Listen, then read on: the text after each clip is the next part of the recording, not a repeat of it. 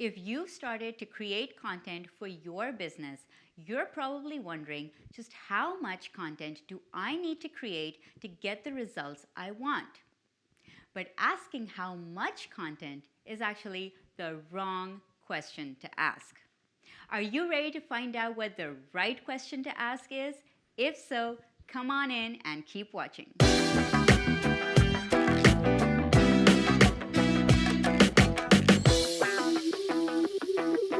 Hi, I'm Salma Jaffrey, and you're watching Content Marketing Tips, the weekly blog to watch for non-icky marketing advice that you can implement right away. So here's the thing about content creation. Content creation is actually one of the most stressful and time-consuming activities for entrepreneurs. And sometimes, if the entrepreneurs have already started creating content, they get overwhelmed with just the volume of content that they feel they need to create. Or sometimes they don't even start because it seems so daunting to them. And I often get entrepreneurs who come and ask me, Salma, just how much content do I need to be creating? And I just want to shake my head at that. Because asking how much content you should be creating is not the right question to ask. The right question to ask is, what kind of content does my audience need? And that will automatically determine how much of it you should be producing. So for example, if you want to be a news site and you want to be on the standard of, say, TechCrunch or Mashable, so of course you're probably going to need to create a lot of content on a daily basis. But on the other hand, if you want to be a review site, then maybe creating one quality product review per week is really what your audience needs. So, in order to determine content frequency, you should answer the question to what your audience needs and then pander to that. Now, I want to give you three important factors to consider when you are thinking about content creation. Now, the first factor is that consistency is more important than frequency. Now, why is that? That is because consistency builds trust. And when you are creating the same thing on a schedule, when you are creating new content that your audience is expecting, then that helps build trust into your content creation efforts. So for example, I have been traveling for almost a month, but I have been very careful not to miss a single episode of CM Tips and to bring you these weekly episodes. And even right now, I am just stepped off a plane a few hours ago, but I want to be able to keep bringing you CM Tips every single week. So that's my dedication and commitment to content creation.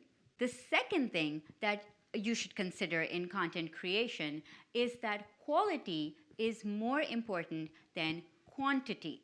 So when you are thinking about content creation, always be thinking about creating value for your audience, because really creating subpar content is not required. It does not serve anyone. And creating content just for the sake of creating content is a big no-no in my book. So always aim for creating something that you can manage on a regular schedule and creating quality over quantity. The third thing that you should be considering is testing and measuring engagement levels. So what are engagement levels? So essentially, engagement is the act of interacting with your content. So when your audience likes your content or comments on it or subscribes to your newsletter or downloads your stuff or shares your content, that shows that they are engaged with your content. So if your engagement levels are low, then you may want to experiment with your content frequency and perhaps produce more or less content depending on what your engagement metrics are telling you. So keeping these three things in mind bring me to my most favorite content mantra of all time. And you can tweet this out. It says, create less, promote more. Now, this is actually based on the 80-20 principle, which says that 80% of your results are going to come from 20% of your efforts. So I have always believed that this ratio is a great standard for content creation. So if you put in 20% of your effort in creating your most valuable content, then you can spend 80% of your time promoting that content to the audience who needs to be able to hear it or read it or see it. Now, all of this essentially is just a guideline. Of course, in order to determine what really works for your business, you can always ask your audience. So I hope I've given you enough points to consider when you think about content creation and not to get overwhelmed in it. As always, if you like this video and got any value out of it, I would love it if you share it with everyone. Share it with your friends, share it with your business community, share it with everybody. And be sure to subscribe to my email newsletter because there are some exclusive discounts and stuff that I talk about that I only do so via email. So the link is below. Please be sure to subscribe. Thank you so much for watching, and I'll catch you next time on CM Tips.